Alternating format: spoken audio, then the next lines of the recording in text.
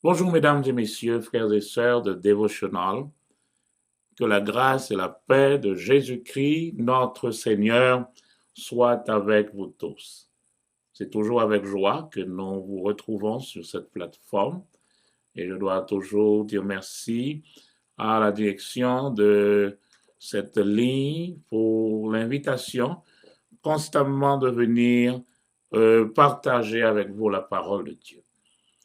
Nous allons passer tout un week-end ensemble. Ce soir, demain matin, pendant le culte, demain soir, nous serons ensemble et vous aurez des questions. Dimanche soir, nous aurons un temps alors une table ronde, un temps précis pour répondre à toutes vos questions. Donc, nous allons prendre des matières ensemble pendant ces 3 messages, ce soir, demain matin et demain soir. Et dimanche soir, le peuple sera ensemble pour pouvoir poser des questions. Ceci dit, vous savez que vous devez avoir votre crayon en main, vos papiers, vous devez prendre des notes. Il y a des versets que vous allez aussi noter, parce que dans votre étude, vous devez toujours avoir la base. Devotional se souvient toujours de Luc 12, 57. N'avalez pas des tom-toms spirituels, mais vérifiez de vous-même si ce qu'on dit est exact. Donc, c'est donc avec joie, comme je dis, que nous venons pour ce week-end. Et ce week-end, nous allons nous asseoir sur un thème précis. Seigneur, délivre notre famille dans ce temps de trouble, dans ce temps troublé. Bien sûr, c'est un monde bouleversé dans lequel nous vivons maintenant. Et alors que le Saint-Esprit, longtemps déjà, avait pointé du doigt par Timothée ce qui va se passer, dans les derniers jours, il y aura des temps féroces. Et c'est dans ces temps féroces que nous nous trouvons justement. Alors, il nous faut trouver des instruments, des outils pour pouvoir surmonter ces difficultés. D'ailleurs, si vous regardez dans la Bible, vous allez voir qu'il y aura des problèmes, certes, mais Dieu met toujours à notre disposition des équipements qui peuvent nous aider à résoudre ces problèmes, à les surmonter. Bien sûr, il y aura des tribulations, mais toutes ces épreuves ne sont pas là pour nous accabler, ne sont pas là pour nous perdre, mais ça doit nous servir de marche-pied. Nous prenons chaque jour, par chaque victoire que nous remportons, nous prenons un escalier en plus jusqu'à ce que nous soyons parvenus, dit la parole, à la stature parfaite de Jésus-Christ. Et je sais qu'il y a des gens qui sont sur le web via l'Internet, sur les plateformes. Mais je me souviens de Matthieu 24, 14, où le Seigneur Jésus a dit, cette bonne nouvelle du royaume sera prêchée dans le monde entier pour servir de témoignage. J'aime attirer votre attention sur le grec dans ce verset. Le mot et le monde entier ici, ce terme signifie le monde sophistiqué, le monde civilisé. Du temps des Grecs, ce mot symbolisait ou traduisait ou représentait ou englobait, disons, les Grecs civilisés par rapport aux barbares. Donc les barbares, ce serait le commun des mortels, tout le monde, mais quand ce terme est utilisé, ça fait référence à l'élite, ça fait référence aux gens de haute classe, de haut niveau. Alors ce verset dit que la bonne nouvelle ne sera pas seulement prêchée dans la masse, mais cette bonne nouvelle doit aussi atteindre ces gens qui sont perchés, si je peux dire ainsi, dans leur cercle, parce que, et à partir de l'Internet, ces messages sont dans le web, sont là dans l'espace, disons. Si vous-même, vous avez votre satellite, vous allez prendre une émission que vous aimez sur la chaîne 33, par exemple, mais vous devez sauter 32 pour atteindre 33. Or, l'Évangile est en train de prêcher dans la chaîne 32. Donc, ce qui fait, parce que cet Évangile continue à prêcher dans la chaîne 32, vous sautez 32 pour aller 33, cette bonne nouvelle est là pour vous servir de témoignage. La parole était là, vous l'avez refusée, vous l'avez sautée, mais la parole, elle est quand même là. C'est pourquoi nous autres, nous devons continuer à mettre cette parole sur le web, à mettre cette parole sur les téléphones, sur ces moyens, pour que la parole puisse être là pour servir de témoignage à toute la création, à tout le monde, que ce soit le monde qui peut fréquenter nos églises ou ceux qui se disent sophistiqués, mais ce qui est sûr, c'est que la parole doit atteindre tout le monde. Alors, bienvenue encore une fois à notre programme pour cette semaine. Seigneur, délivre notre famille dans ce temps troublé. C'est ce que nous allons ensemble étudier au cours de ce week-end. Ce soir, nous allons commencer par tester notre base.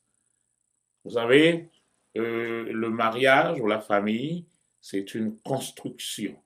La famille, ce n'est pas quelque chose qu'on prend à la légère. D'ailleurs, le premier texte qu'on va lire tantôt, nous allons prier, mais nous allons lire un texte qui va nous dire justement que la famille n'est pas quelque chose qu'on prend à la légère. Donc, c'est pourquoi il est important pour nous de retourner à la base. Donc, ce soir, je vais m'asseoir un peu sur des points de référence, la base, et au cours du week-end, des jours à venir, donc nous allons pouvoir entrer dans les détails pour réparer ce qui a besoin d'être réparé. Notre Père, notre Dieu, nous bénissons ton nom pour ta bonté, pour ta grâce envers tes enfants. Ce soir, ton peuple est devant toi à la recherche de la parole, cette parole qui libère, cette parole qui éclaire, cette parole qui nous donne des instruments, des outils pour pouvoir avancer comme des vainqueurs. Je soumets toute cette assemblée à l'influence de ton Esprit Saint et que ta parole soit prêchée pour nous délivrer et aussi pour servir de témoignage. Alors viendra la fin. C'est dans le nom de Jésus que nous te prions. Amen. Commençons avec Proverbes chapitre 20, verset 25. Ce sera notre premier texte. Proverbes chapitre 20, verset 25. C'est un verset que j'aime donner à mes jeunes. Donc ce soir, comme j'ai dit, on va débuter avec la base. Et donc dans la base, je parle aux jeunes. Donc pas précisément des jeunes qui sont chronologiquement jeunes, mais des gens qui, quoi qu'ils sont plutôt adultes, mais qui veulent se marier. Donc avant d'entrer dans le mariage, je vais vous classer comme étant des jeunes. Alors là, je prends Proverbe 20, verset 25, qui me dit « C'est un piège pour l'homme que de prendre à la légère un engagement sacré et de ne réfléchir qu'après avoir fait un vœu. » Ce texte ne peut pas être plus clair que ça. Le mariage, ce n'est pas quelque chose qu'on prend à la légère. Le mariage, c'est un engagement sacré. Ce n'est pas juste un contrat. Des fois, nous sommes dans un monde qui parle constamment de contrat. Et si c'est un contrat, on va vérifier est-ce qu'il garde ses clauses dans le contrat. S'il ne garde pas, moi non plus, je ne garde pas. Donc à partir de ce moment, facilement, on peut briser ce contrat. Mais le mariage est plus que ça. Le mariage, c'est un engagement. On verra les termes que vous devez garder. Maintenant, le texte me dit, ne prenez pas un engagement sacré à la légère. C'est un piège pour l'homme de prendre ça à la légère. C'est pas après avoir fini de faire un vœu, je fais le vœu devant la société, devant mes parents, devant Dieu, devant les anges, de t'aimer, de te choyer, et puis brusquement, dès qu'il arrive un problème, on dit, bon, je ne pensais pas que c'était ainsi qu'il était. Non, il est important de commencer à prendre les responsabilités et de savoir justement dans quoi on entre. Dieu s'intéresse à notre relation amoureuse. Vous devez savoir ça. C'est pas seulement venir prier. Dieu aime votre prière. Dieu aime votre relation avec lui. Mais il s'intéresse aussi à votre relation amoureuse. Savez-vous pourquoi? Parce que pour Ésaïe 43, verset 4 dit, Ésaïe 43, verset 4, il est dit, parce que tu as du prix à mes yeux, parce que tu es honoré et que je t'aime, je donne des hommes à ta place et des peuples pour ta vie. Donc Dieu s'intéresse à ta vie amoureuse parce que tu as du prix à ses yeux. Jeunes gens, jeunes filles, vous devez savoir cela. La vie amoureuse, ce n'est pas quelque chose que vous devez tout simplement entrer là-dedans. Non, mais Dieu s'intéresse. Et savez-vous pourquoi? Parce que justement, tout ce qui concerne votre cœur va vous porter à prendre des décisions, à faire des choix. Et là où est placé votre intérêt, là aussi va être placé votre cœur. Donc si Dieu laisse votre cœur comme ça, vous choisissez n'importe quoi, vous allez placer votre intérêt dans n'importe quoi, c'est facile que vous allez diriger aussi votre cœur dans n'importe quoi. Donc c'est pourquoi Dieu s'intéresse à votre vie amoureuse, parce que ça atteint votre cœur. Et des fois on dit, il a le cœur brisé, ou elle a le cœur brisé. Pourquoi ce cœur est brisé? Parce que vous avez ouvert une fenêtre pour que quelqu'un puisse atteindre le cœur. Donc la vie amoureuse est importante, c'est pourquoi le Seigneur s'intéresse à cela. Et il met à notre disposition des éléments que nous devons connaître. Par exemple, Michée 6, verset 8 dit, on t'a fait connaître aux hommes ce qui est bien et ce que l'Éternel demande de toi. Souvent on dit la volonté de Dieu, personne ne peut la connaître, mais ce verset me dit c'est le contraire. On t'a fait connaître ce qui est bien et ce que l'Éternel demande de toi. Donc ce que l'Éternel demande de toi, c'est la volonté de Dieu. Et c'est quoi la volonté de Dieu? C'est que tu pratiques la justice. Tu aimes la miséricorde et tu marches humblement avec ton Dieu. Tu pratiques la justice, tu aimes la miséricorde et tu marches humblement avec ton Dieu. Et ceci même dans ce domaine, dans le domaine amoureux, dans le domaine de la vie amoureuse, Dieu, et c'est pour regarder, Matthieu nous dit, tu aimeras le Seigneur ton Dieu de tout ton cœur, de toute ton âme, de toute ta pensée. C'est le premier et le plus grand commandement. Donc, si ton cœur est détruit, tu ne pourras pas aimer le Seigneur de tout ton cœur. Donc, si ton cœur est séparé et tu ne pourras pas l'aimer de toute ton âme, de toute ta pensée. Donc, c'est pourquoi Dieu va s'intéresser à tout ce qui va détruire votre cœur pour que votre cœur soit resté complet. Écoutez, je dis toujours, et tous ceux qui sont à Dévotional, vous savez ça, Dieu ne va pas comme un démon vous posséder. Dieu n'est pas un démon.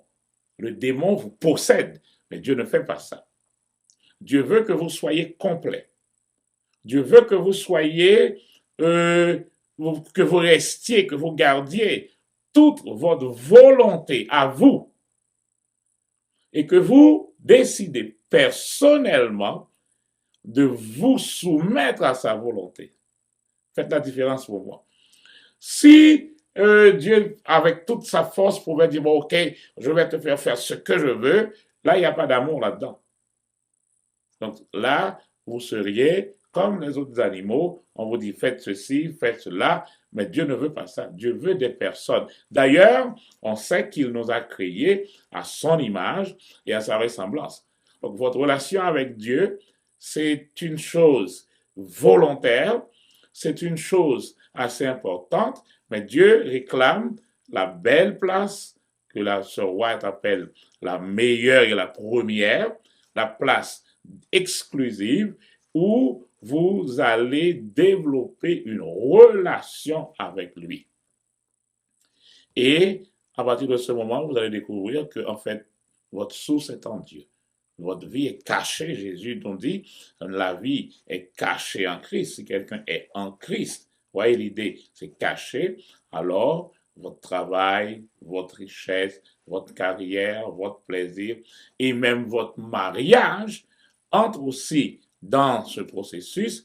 Comme je dis toujours, si vous voulez porter bien votre chemise, la première chose à faire, c'est d'attacher la première ici. Vous voyez le premier bouton qu'on a ici, là, quand on l'attache bien, alors tous les autres vont prendre leur place.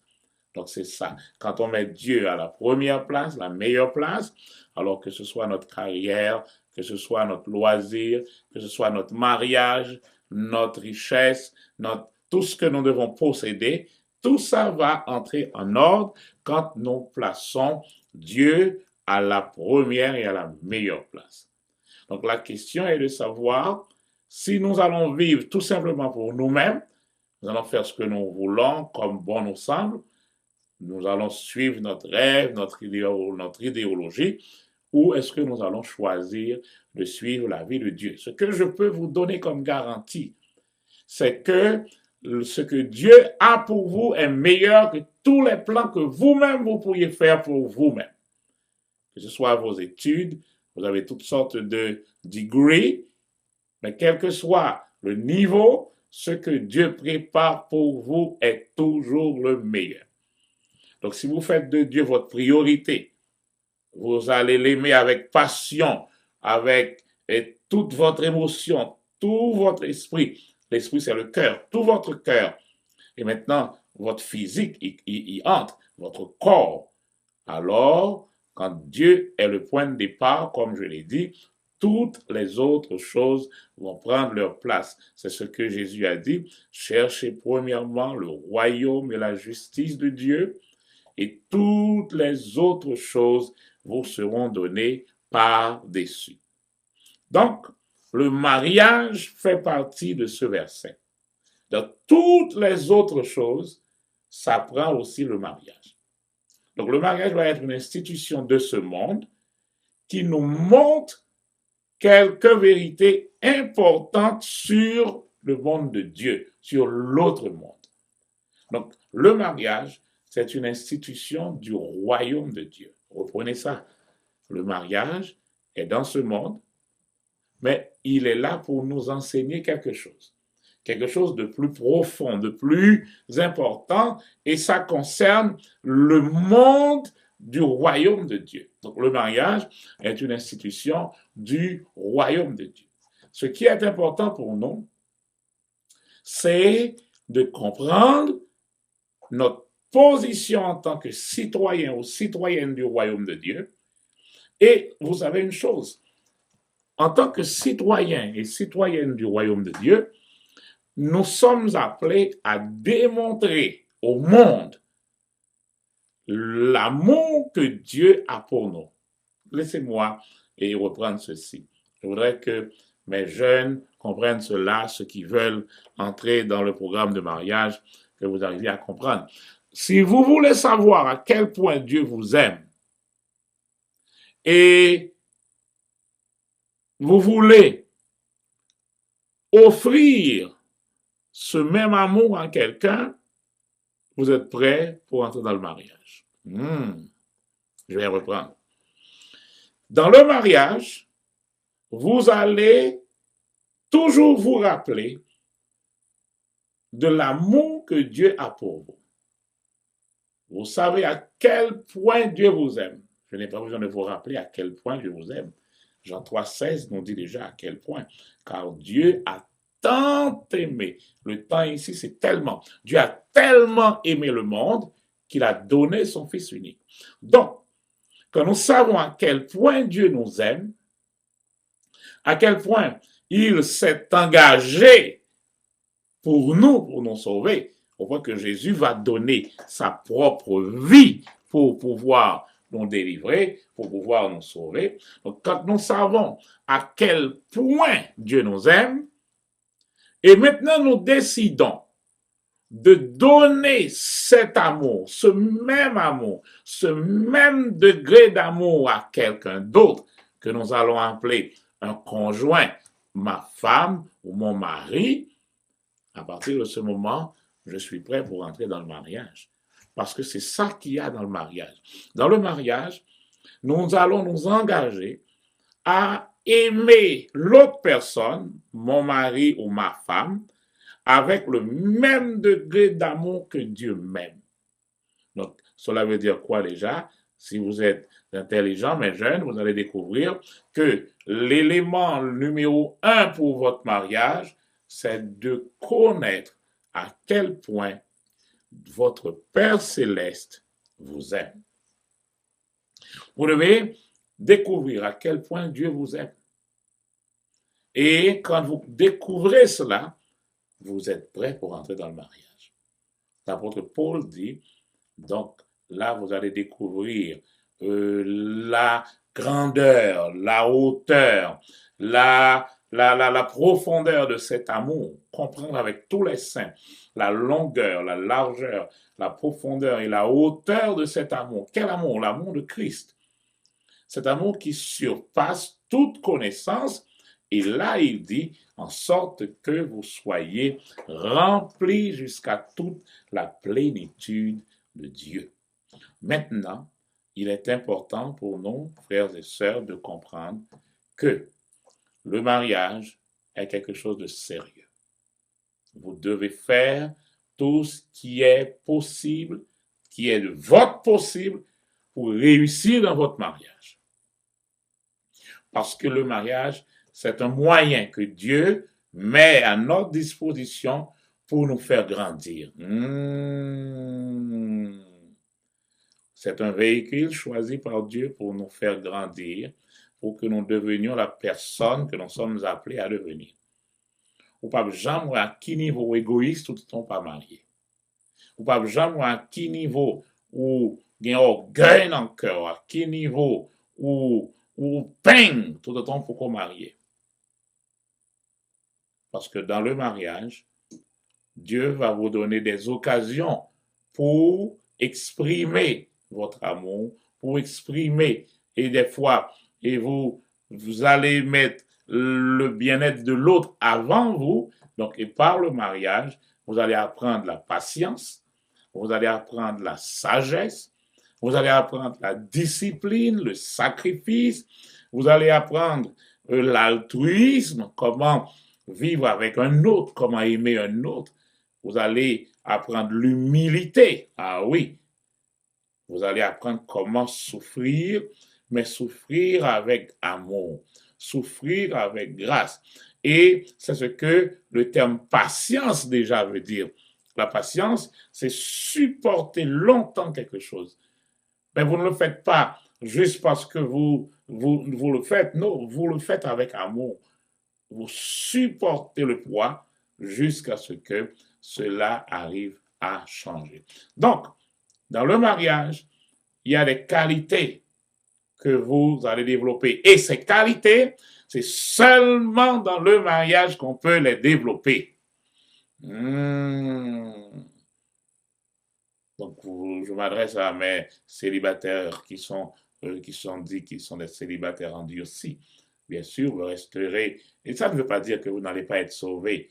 Ne mettez pas une doctrine pour dire que vous devez être marié. Le mariage n'est pas une obligation pour être sauvé.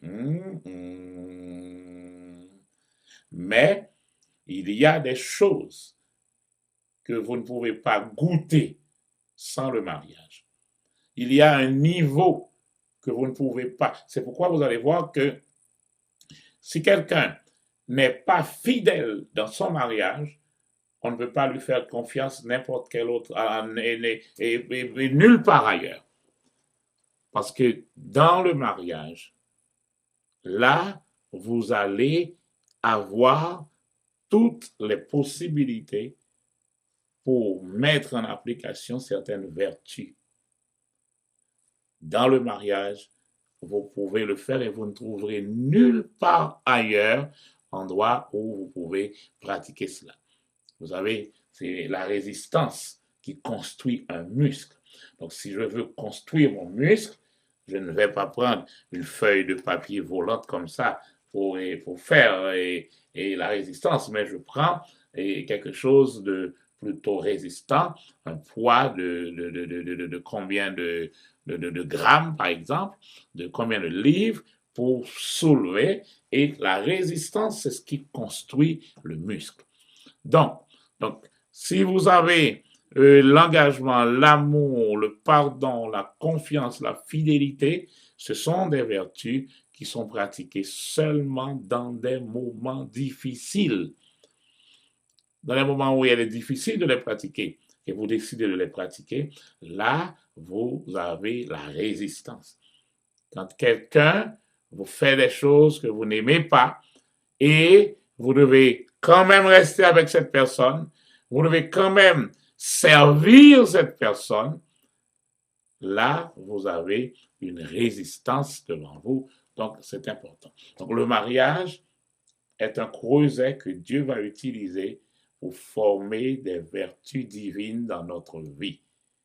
Donc, c'est pourquoi j'ai dit tantôt que le mariage est du domaine du royaume de Dieu. Alors, Jérémie 10, 23, un texte bien connu, Jérémie 10, 23, vous dit que dans tout, il y a quelqu'un qui vous guide. Jérémie 10, 23 dit, Jérémie 10, 23, je lis, « Je reconnais, ô Éternel, qu'à l'être humain n'appartient pas sa conduite. Ce n'est pas à l'homme quand il marche à diriger ses pas. » Donc, je sais, ô Éternel, que la voie de l'homme n'est pas en son pouvoir. Ce n'est pas à l'homme quand il marche à diriger ses pas. Donc, il y a quelqu'un derrière vous. Donc, c'est pourquoi n'entrez pas tout simplement dans le mariage. Vous devez savoir qui est derrière. Je dis toujours à mes jeunes enfants, mes jeunes, mes frères et mes sœurs, n'entrez pas dans n'importe quel... C'est pas pour rien que la Bible dit il n'y a pas de rapport entre la lumière et les ténèbres. Ce n'est pas pour rien que la Bible dit ça. Je dis toujours à mes jeunes, c'est pas parce que Dieu ne veut pas que vous ayez le fun. Mais si vous épousez un homme ou une femme, vous allez devoir vous asseoir un jour sur la table avec votre beau-père.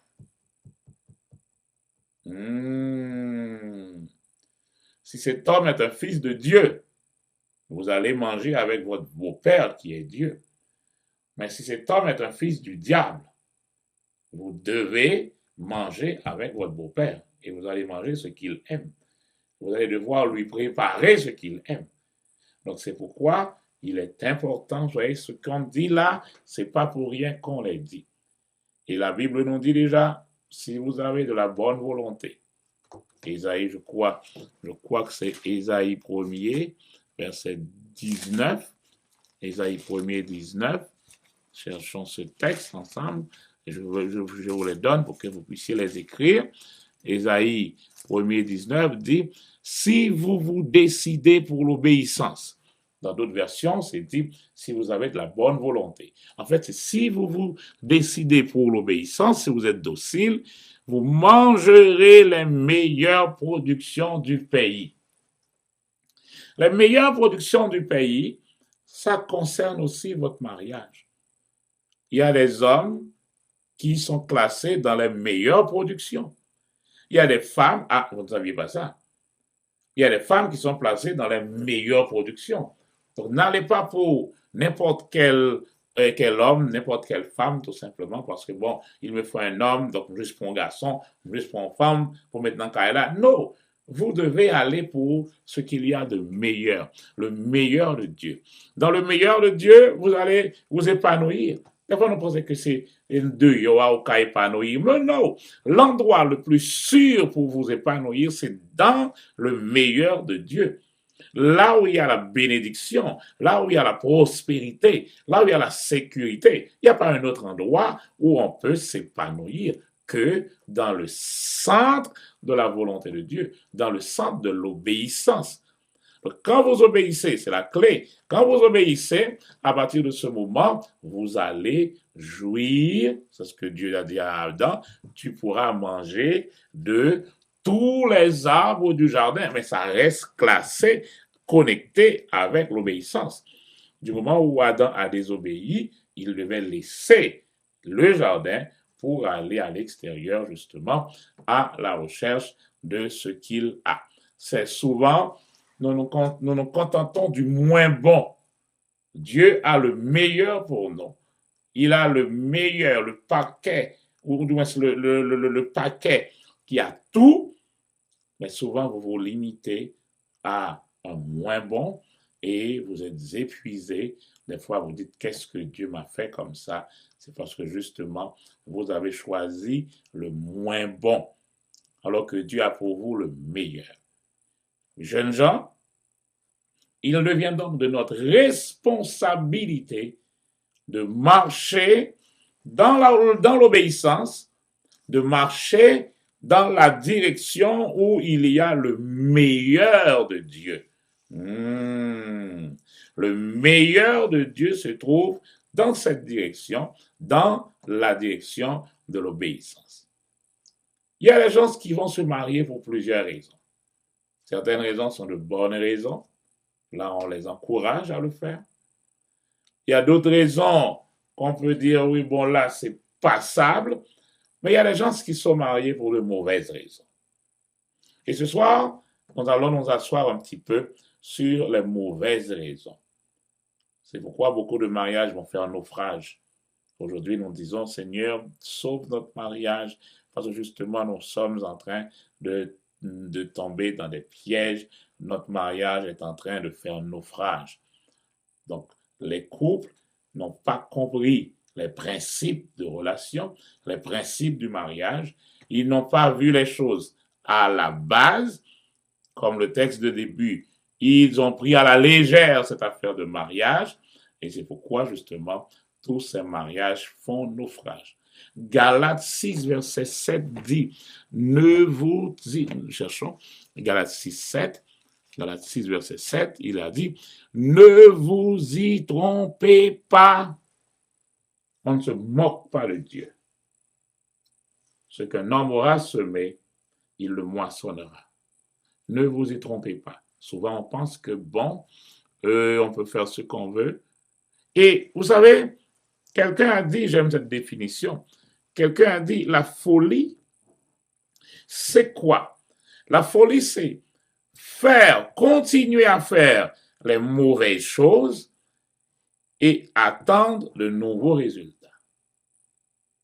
Qu'est-ce que c'est que la folie? La folie, c'est continuer à faire les mauvaises choses et vous attendre des résultats nouveaux.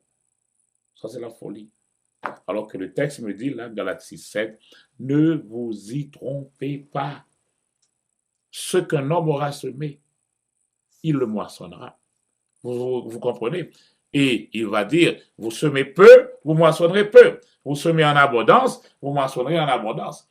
Donc, si dans votre mariage, vous semez n'importe quoi, et ceci avant le mariage, parce que savez-vous que beaucoup de mariages, avec tous ces naufrages, sont tout simplement le résultat ou la récolte de ce qu'on avait semé dans sa jeunesse, de ce qu'on avait semé dans ces relations, disons, frivoles qu'on avait. Donc c'est pourquoi on doit prendre le temps de répondre à des questions avant d'entrer dans le mariage. Avant de venir demander au pasteur de prier pour vous, pour votre mariage, avant de venir pour aller voir un psychologue, il faut s'asseoir d'abord pour demander clairement pourquoi je vais me marier.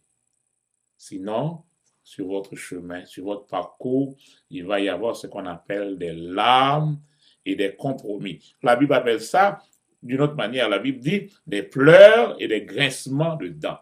C'est des larmes et des compromis. Et savez-vous que le chrétien ne doit pas aller dans des compromis? Parce que tout ce que vous prenez par compromis, vous allez finir par le perdre. Si vous prenez un compromis pour atteindre un niveau, arriver au top là, à ce niveau, vous devez continuer par faire des compromis pour garder le niveau.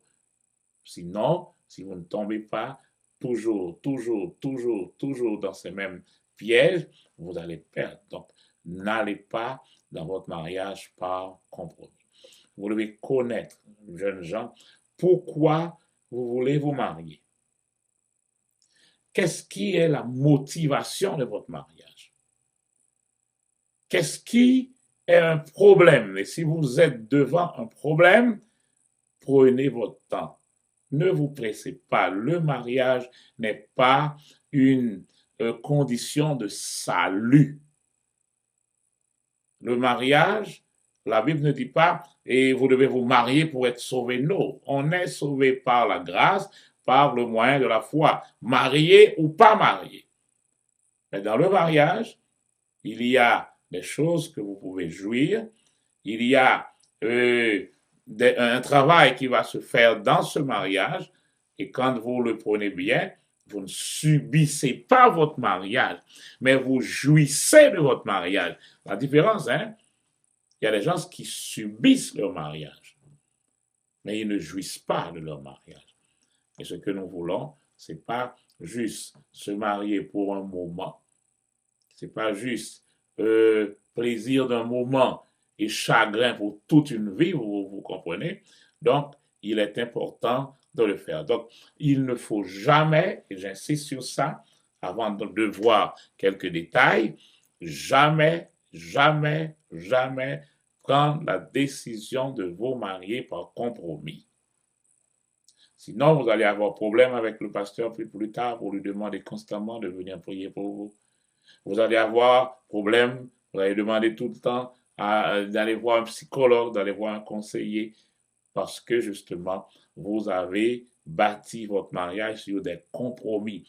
Et tout ce qu'on prend par compromis, on finira par le perdre. C'est important de connaître cela.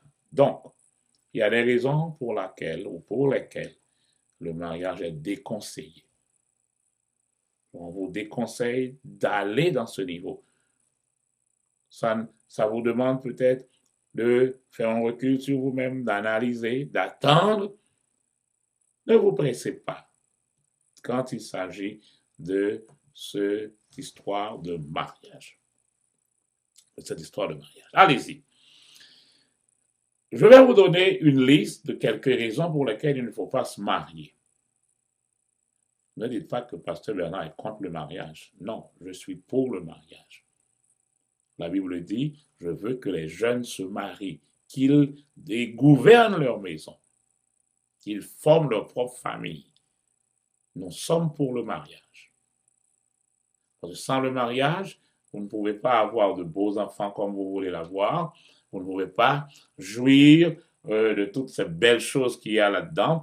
Et vous ne pouvez pas, comme je l'ai dit tantôt, et passer dans ce creuset qui va vous enlever toute forme d'égoïsme et là où vous apprenez la patience, là où vous apprenez à donner priorité à quelqu'un d'autre, on le fait beaucoup plus facile à l'intérieur du mariage qu'à l'extérieur.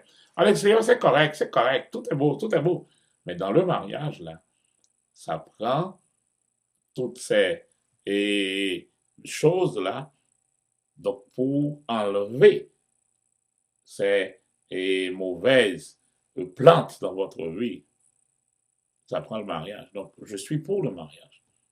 Mais ce que je ne veux pas, ce que Dieu ne veut pas non plus, le Saint-Esprit ne veut pas que vous entriez quelque part juste pour faire des choses, peut-être, et on va voir, numéro 1, par rancune contre les parents.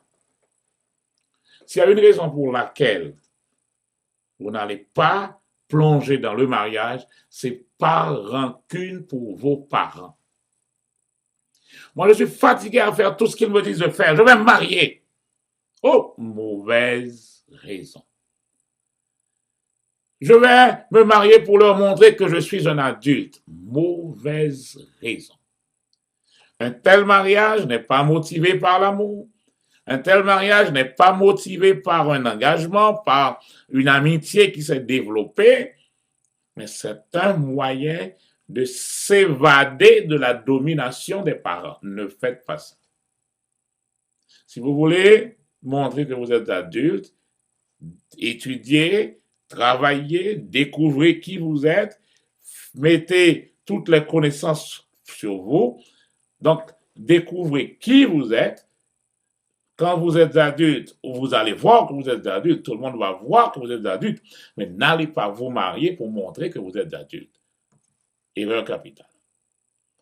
Deuxième raison, n'allez pas vous marier pour pouvoir laisser une maison malheureuse. C'est presque la même chose. Mais ici, ce n'est pas la domination paternelle ou la domination parentale, c'est plutôt parce que a fait pas de bon accueil là. Donc, on va le marier pour changer la situation. Ne vous mariez pas ainsi. Si vous voulez laisser la maison, sortez, mais prenez le temps de travailler. La Bible dit, soignez vos affaires au dehors. Soignez vos affaires au dehors. Préparez bien votre champ. Ensuite, vous pourrez former une famille, fonder un foyer. C'est parce que la vie n'a pas bon la caille là, que vous pouvez vous marier pour capable de changer la situation. Qu'est-ce que vous allez faire? Vous allez tout simplement sortir dans une maison malheureuse pour aller vous mettre dans une autre maison malheureuse. Ici, c'est parce que vous n'avez pas de bien manger. Mais là où vous avez mangé, et manger à pas qu'à descendre dans la gorge. Vous faites tout simplement un échange de maisons malheureuses. Ne faites pas ceci.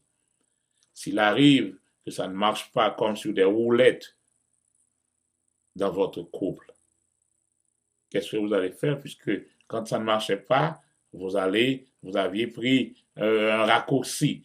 Maintenant, ça ne va pas dans votre mariage. Quel autre raccourci allez-vous prendre?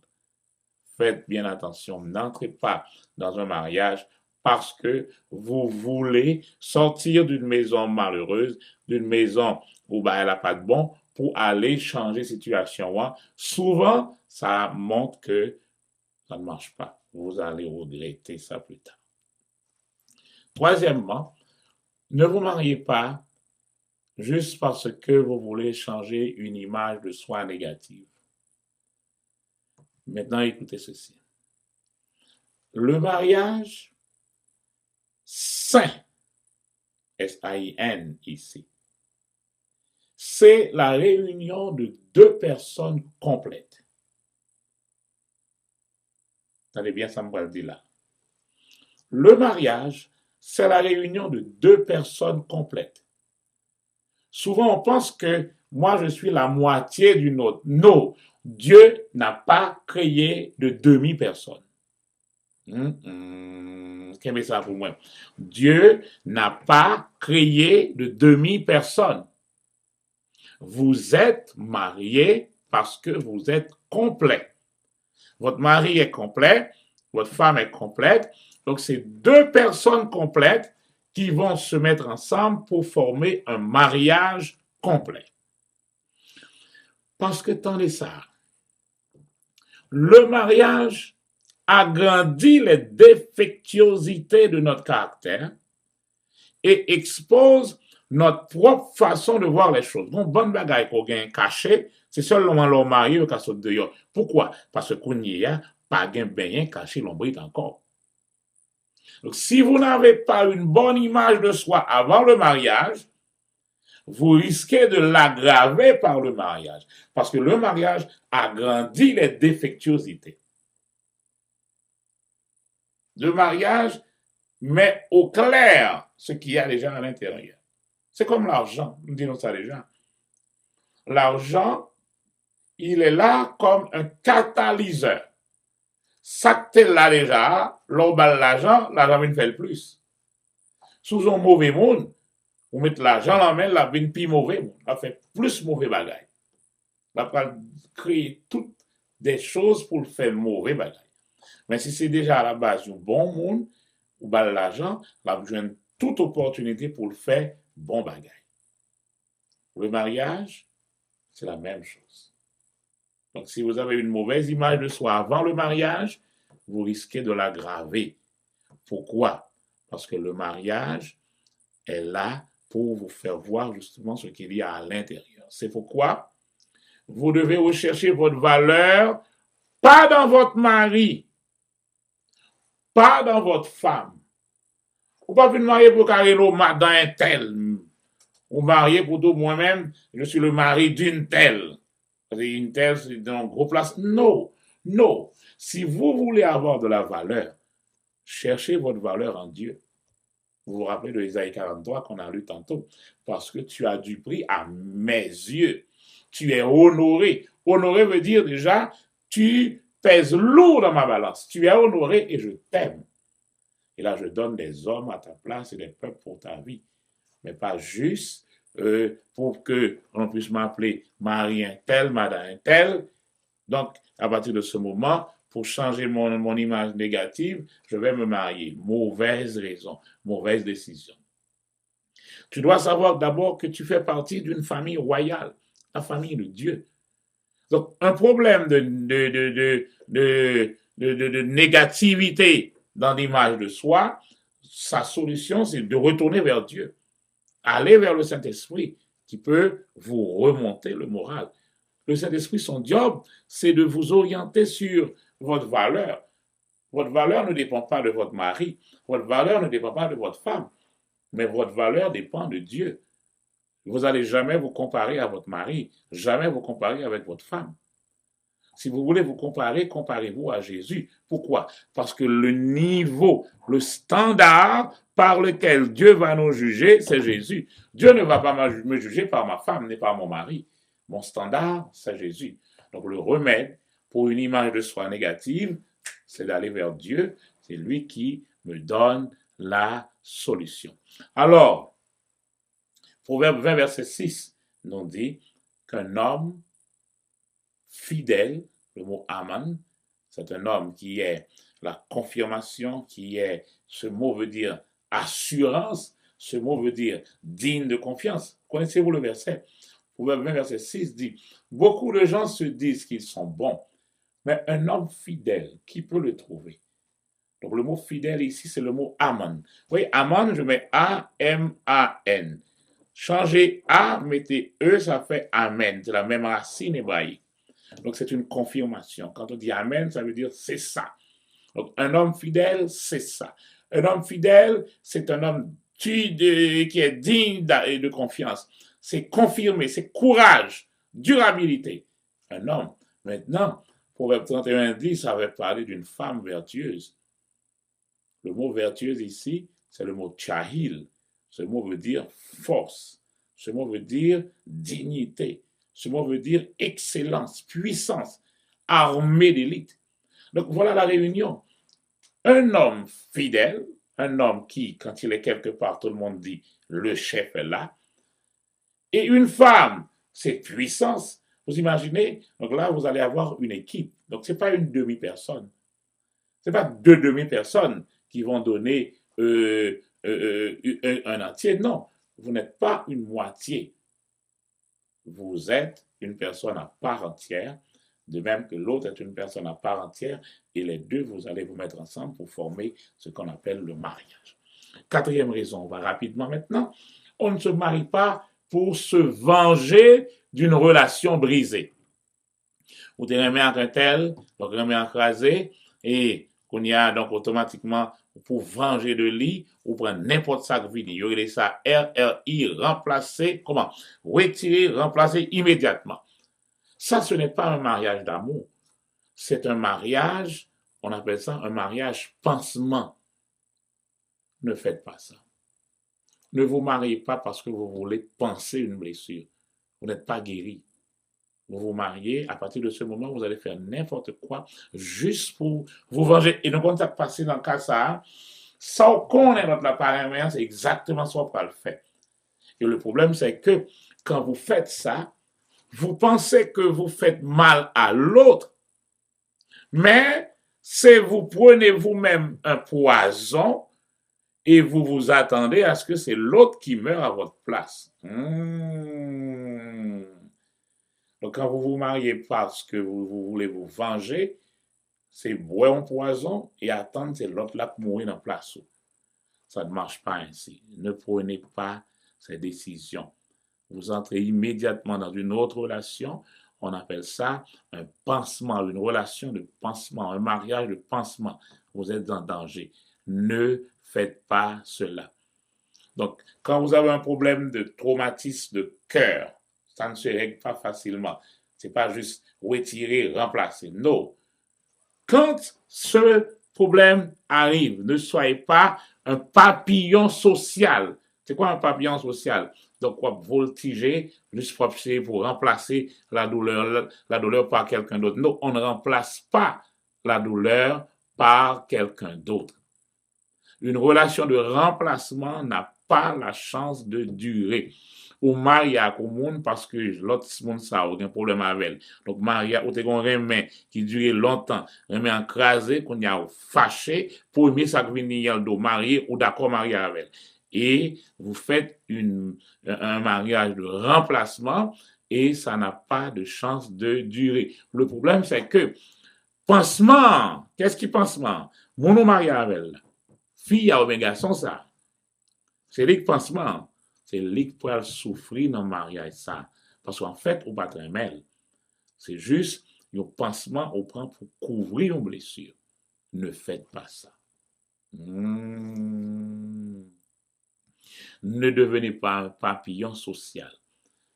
À partir de ce moment, vous allez faire du mal à quelqu'un. Souvent, vous restez à la maison, vous n'allez plus à l'église, vous devenez un papillon, vous allez semer à tout vent. Non, ne faites pas ça. Créole l'a dit, faire ouais, pas durer. Si vous avez un problème de cœur, la Bible nous dit, le Saint-Esprit, il est là pour faire quoi? Pour réparer les cœurs brisés. Ça entre dans le travail du Saint-Esprit. L'Esprit du Seigneur est sur moi parce qu'il m'a oint pour annoncer la bonne nouvelle, il m'a oint pour guérir ceux qui ont le cœur brisé. Ça entre là. Donc, c'est pas l'autre mariage qui va le guérir. Pas oublier me dire déjà que le mariage, là, en fait, les fait sortir ça qu'il a. Il vient même gâter et ça qui mauvais qu'il a, il va faire le plus mauvais. Donc, sous mon problème, son pansement, pour un nègre ou une fille, juste pour pansement, finalement, lui-même, monsieur, ça l'a bien rendu compte que c'est vous servir avec. Et le ça, ben, elle a pas beaucoup pire pour. Mes frères, mes sœurs, je sais que vous avez des relations qui vous font mal des fois, mais n'allez pas comme un papillon volant et à tout vent pour aller prendre quelqu'un d'autre. Non, restez auprès du Saint-Esprit car c'est lui qui est le spécialiste des cœurs. Il est là pour vous réparer. Faites confiance à ce réparateur des brèches, le Saint-Esprit, et il va vous remettre sur vos pieds et à partir de ce moment, vous pouvez, une fois guéri, avoir d'autres relations.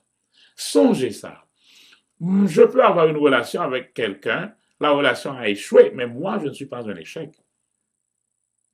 Souvent, oubliez ça. Et nous parlons en compte que même plus tard, même dans des mariages, où les gens ont échoué dans leur mariage, le mariage a tourné en divorce. Mais écoutez, le mariage peut échouer, mais moi, je ne suis pas un échec. Relation écrasée, mais moi, je ne pas écrasé. Mariage écrasé, mais moi, je ne pas écrasé. Business écrasé, mais moi, je ne pas écrasé. Il y a eu un échec, mais moi, je ne suis pas un échec. Il faut songer ça.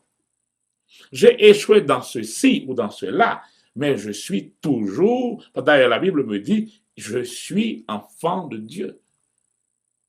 Oui, je peux utiliser des mauvaises lois, j'ai beaucoup de choses qui me mettent dans des situations que je n'aimerais pas être, mais je ne suis pas devenu un échec.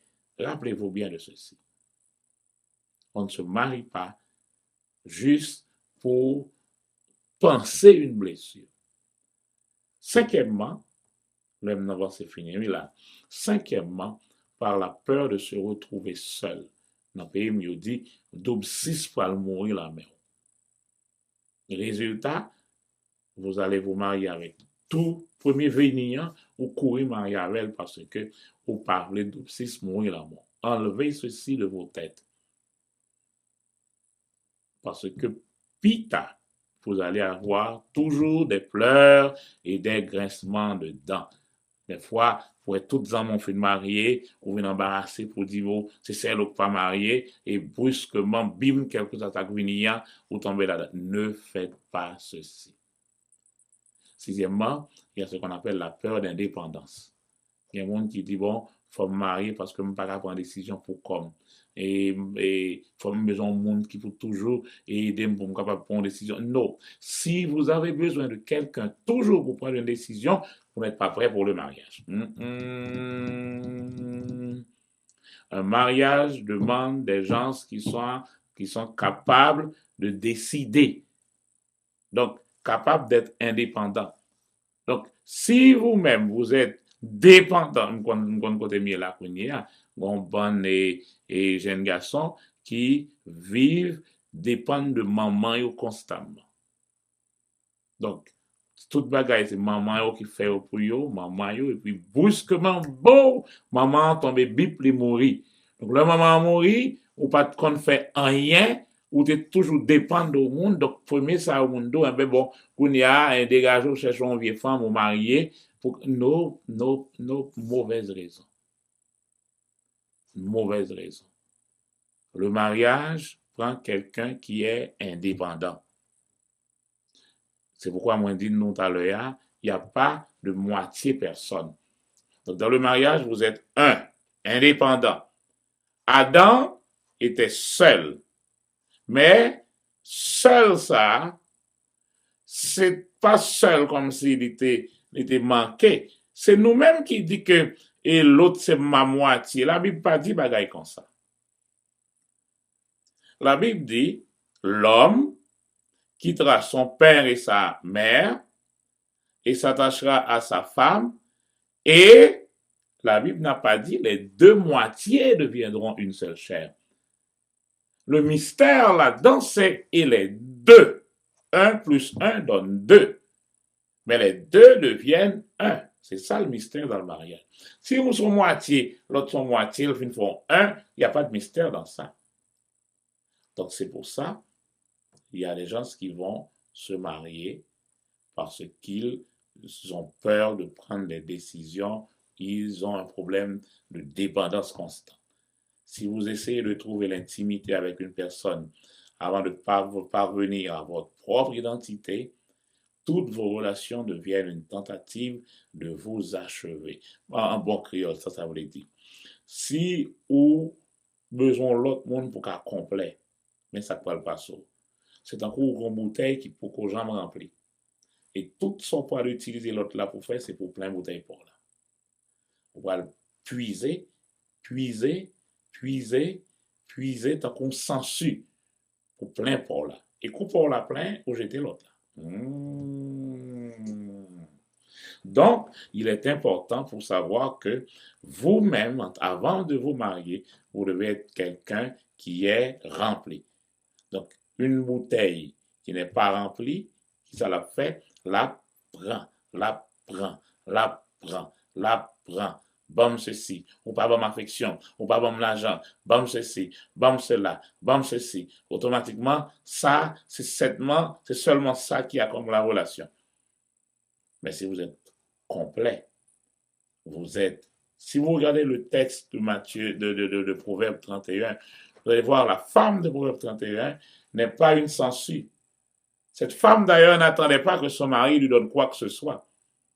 Mais cette femme-là, elle dirigeait les choses. Cette femme-là, elle faisait les choses, mais le mari seulement prenait comment on a dit ça, le mari est dans la ville et le mari prenait la gloire. Quand on dit, moi, madame, mon cher, et vous prenez n'importe qui, non, vous madame comme ça. C'est ce que le mari prend dans Proverbe 31. La gloire. Parce que quand on voit ce que cette femme fait, on va entendre les gens dans nous t'as aimé comme madame, même genre madame Paul. Pour ça, madame, ça a fait, mon cher, vous êtes mon chanceux. Mais tout, il y a des gens qui dit, mon cher, je vais maintenant place ou non. Pour ça, ouais. Donc, c'est important pour savoir, nous devons connaître qu'on ne se marie pas juste parce qu'on veut utiliser l'autre pour se faire, pour se remplir son récipient. Nous ne pouvons pas faire comme ça. Vous devez savoir que vous êtes quelqu'un qui est, premièrement, autonome, indépendant. Et là, vous allez vous mettre avec quelqu'un qui est aussi autonome, indépendant. Et on va former une relation qu'on va appeler, à un gros mot, une relation interdépendante. Je ne dépends pas de toi, tu ne dépends pas de moi. Mais je suis indépendant, tu es indépendante. Qu'est-ce que nous faisons maintenant? Nous nous servons l'un l'autre. Nous nous servons l'un l'autre. J'aime toujours dire aux gens, j'aime toujours dire à mes jeunes surtout, pas jamais dire un garçon ou une fille, tu es tout pour moi, tu es toute ma vie, tu es mon soleil. Lorsqu'un garçon, tu es mon soleil, ou mon fille, tu es tout pour moi, quand garçon ça allait, soleil va éteindre, on aime la caroute. Si cette femme est tout pour toi, bon là, ils sont faits. On ne prend rien encore. Non, je dis, je suis une étoile, tu es une étoile. Nous nous mettons ensemble pour former une constellation. Et ça marche ensemble. Si ton étoile s'arrête, moi je continue à briller, je continue à avancer. Et là, raison numéro 7, on ne se marie pas parce qu'on a peur de blesser une autre personne. On voit monde qui remet, ou du moins qui ne doit pas de remet avec mon nom. Mais, puisque mon nom te fait, un geste avec elle, t'es gentil avec elle, par pitié, il va le blesser, là le marier avec elle. Ou du moins, yo te remet, mais mon nom dit, si tu me quittes, je vais me tuer. Et par pitié, on ne se marie pas par pitié. Vous n'êtes pas un thérapeute pour l'autre. Il est gentil avec toi, ok. Il t'a aidé, ok. Mais le fait qu'il t'a aidé, qu'il a été gentil avec toi, n'est pas une raison de l'épouser. S'il rappelle ou songe ou t'as un problème d'eau, dit combien ça coûte au coulier, puisque qu'on a ma travail, combien ça coûte au aide ou t'es bon non, si vous voulez me mettre tout le monde pour me payer, il y en argent, même pas marié avant parce que tu étais gentil avec moi, parce qu'à un certain moment tu m'as aidé, je peux t'aider en retour maintenant. Donc c'est pas une raison pour moi de t'épouser parce que tu m'as aidé. Ou du moins, parce que, ou venir, on dit, bon, oui, et si tu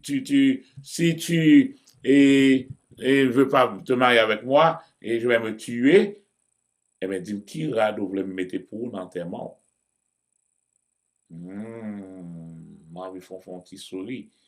Mais si vous reposez votre mariage sur une peur quelconque, la peur conduit toujours à la mort. Quand je dis la mort, je ne parle pas de cadavre, à la mort de ce mariage. Ne reposez pas votre mariage sur la mort, sur la peur. Ne reposez pas votre mariage sur des compromis. Mais reposez votre mariage sur l'amour, sur ce qui dure. Quelqu'un qui a constamment besoin d'aide, constamment besoin de quelqu'un même pour prendre la décision la plus simple, quand il n'y a personne, il faut prendre une décision ou pas prendre, ou vous prêt pour marier. Donc, il est important pour nous de comprendre cela. Alors, il y a deux autres raisons qui sont semblables. En pile mariage fait par remords. Remords parce que on est tombé dans des relations sexuelles avec cet ami. Le sexe, généralement on dit, avec le sexe, c'est comme si on était déjà marié. Non, le sexe ne fait pas un mariage. Des fois on dit, oui, on est marié de fait. Non, vous êtes dans l'adultère. Vous vivez dans l'impudicité, vous n'êtes pas marié. Le sexe en soi n'est pas égal au mariage. Le sexe est placé dans le mariage. Il faut le mariage d'abord pour le sexe. Mais aller dans le sexe avant le mariage ne dit pas que vous êtes marié, ne signifie pas que vous êtes marié. selon le manuel du fabricant, la Bible. Dans Jean 4, Jésus dit à la femme, tu as eu 5 maris. Donc, vous mariez 5 fois, chaque fois vous mariez, le ciel ouais ça. Mais celui avec qui tu vis n'est pas ton mari. Elle vit avec un homme. Là, Jésus le sait. Et Jésus dit, c'est pas parce que tu vis avec cet homme qu'il est ton mari. La femme dit, oui, rejoins-moi. Donc, le remords à cause du sexe n'est pas une cause du mariage, n'est pas une raison pour se marier. Le remords du sexe demande la repentance. Le péché, on ne fait pas de choses pour couvrir le péché. David a essayé, ça n'a pas marché. David a fait exactement ça. Il a pris la femme de Bathsheba et il dit, bon, ok, on va tuer Uri. Il a fait tout son plan. Et puis, bon, on va faire un mariage. Il a épousé justement Bathsheba. Mais ça n'a pas caché son problème. C'est après son mariage que Dieu a dit, qu'est-ce que tu as fait comme ça? Alors, tu penses cacher par ton mariage? Non, ça ne passe pas ainsi. Frères et sœurs, le remède pour le péché, c'est la repentance. À l'extérieur du mariage, le sexe n'est pas approprié. Psychologiquement, ça, c'est dommageable même. Émotionnellement, c'est dangereux. C'est un péché. Pourquoi c'est un péché? Parce que Dieu l'a dit. Que le lit conjugal soit honoré de tous. À l'intérieur du mariage, là, tu es libre de jouir de tout plaisir sexuel. Mais à l'extérieur du mariage, ça donne beaucoup de remords. Psychologiquement, ça, c'est dommageable. Et physiquement aussi, vous perdez quelque chose que vous n'allez jamais retrouver. On a fait des recherches et alors des études avec des gens, des femmes qui, pendant leur vie de jeunesse, ont perdu quelque chose de cher, leur virginité. Mais après, elles voulaient avoir ça pour offrir à l'homme qui va être leur mari de façon durable. Et elles ont dit, si seulement je pouvais retrouver cela. Des fois, la société va vous dire, ah oui, et maintenant on est sophistiqué, on est dans le... Non, non, non, non, non. Ces mêmes choses de Dieu demeurent. On peut vous dire, ah, ça ne fait rien. Mais allez questionner deep down, vous allez voir que ça fait une différence. Et le point numéro 10, c'est semblable. C'est justement parce que on va se marier parce qu'on tombe enceinte. Et là, c'est pas parce que finalement, il y a l'amour vraiment. Il y avait un problème, il y avait un désir sexuel, il y avait tout ça. On a servi Eros. Eros, c'est le dieu grec sexuel. Le dieu grec qui faisait toute forme de sexualité. Dans le temple, il y avait des prostituées qui étaient là pour offrir les relations sexuelles en plein culte devant la déesse Diane. Donc, ce dieu Eros, qu'on appelait le dieu de l'amour du romain, en fait, de la civilisation grecque, ça implique tout simplement le côté sexuel. Et il y a une chose que je veux que vous vous rappeliez.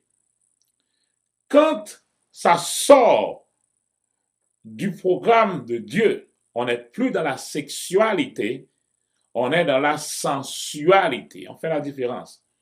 Romains 1er fait la différence. On sort de la sexualité. La sexualité, c'est quoi? C'est moi, je suis un homme, elle est une femme, donc on a le sexe homme, le sexe femme. Donc là, à l'intérieur du cadre que Dieu a établi, on est dans la sexualité. On est libre. Mais quand on sort à l'extérieur, on va le faire juste parce que it's good, we do it. On sort de la sexualité pour tomber dans la sensualité, et c'est ce que Romain dit, et là, leur sens réprouvé, Dieu les laisse à eux-mêmes. Et finalement, je dis, dixièmement, il y a des gens qui vont dire, bon, ok, puisque maintenant on est tombé enceinte, on a ce qu'on appelle le mariage par forfait. Je me souviens toujours quand j'étais à Dikini, il y avait, alors je le dis toujours et c'est pas une belle note, mais il y avait un jeune homme qui était aussi étudiant, mais chaque fois on envoyait des étudiants aller dans des zones pour aller prêcher. Et ce jeune garçon, voilà, il y avait une jeune fille dans cette zone qui, il y avait une chimie. Comment c'est pas les trucs français, oui, là. Il y avait une chimie qui passait entre eux et il est allé pour un travail d'évangélisation, mais il va profiter d'une faiblesse pour faire ses affaires. Mais cette fille-là, avant d'aller dans ce rendez-vous avec cet homme, est passée voir son ami. Elle lui a dit, je dis à tout parler. Depuis le collé marié. Il est passé. Depuis avant l'aller, il est passé. C'est ce qu'elle a dit. Et qu'est-ce qui s'est passé justement? Ils sont allés. Et quand elle retourne, il tournait, il baise en mille ans la main. Paul il dit, marié. Quelques mois plus tard, elle devait aller à Dikini avec preuve que ce monsieur l'a mise enceinte pour prendre un mariage par forfait. Et je vous dis que ce mariage ne réussira pas. Vous vous mariez par forfait, il n'y a pas d'amour là-dedans. C'est comme si vous êtes obligé de rester là, des fois pour la société, mais deep down, à l'intérieur de la chambre, il n'y a pas de vie. Alors c'est pourquoi, jeunes gens, il faut rester dans le meilleur de Dieu. Là où il y a la bénédiction, là où il y a l'épanouissement, là où il y a la sécurité. Et à partir de ce moment, là où vous êtes dans l'obéissance, où vous allez jouir de tout ce qui est meilleur, et ce sera toujours pour votre bonheur. S'il y a un problème de repentance, il faut passer par la repentance. Mais n'allez pas vous marier juste pour faire des mariages par forfait ou un mariage pour tout ce qu'on a dit là. À partir de ce moment, vous allez attendre le moins bon, ce qui n'est pas du tout bon pour vous. Je sais que j'ai pris beaucoup de temps ce soir, mais il était important pour nous d'établir ces bases et ça va nous permettre maintenant d'entrer dans notre sujet, dans le mariage qui est déjà établi. Il y a les problèmes, mais on est passé de ces bases. Donc là, c'est parce que ce qu'on va traiter plus tard, on ne veut pas avoir d'autres cas à venir à traiter. Maintenant, on va les bloquer déjà depuis ce soir pour que quand vous allez vous marier, ce sera une décision basée sur la parole de Dieu, une décision pas juste pour passer à travers, prendre des compromis, mais vous faites quelque chose avec tout votre cœur, avec tout votre amour, et vous choisissez de transmettre le même amour que vous avez reçu de Dieu à un homme ou à une femme. Et là, vous allez jouir de tout ce qu'il y a à l'intérieur de ce mariage. Et ce sera pour montrer au monde cette belle relation qu'il y a entre le Christ et l'Église. Que le Seigneur vous bénisse ce soir et demain matin, on va encore être ensemble pour étudier ce grand sujet. Seigneur, sauve notre mariage dans ce temps de trouble et ainsi nous allons nous équiper pour avancer toujours en vainqueur et pour vaincre. Que le Seigneur vous bénisse ce soir. Amen.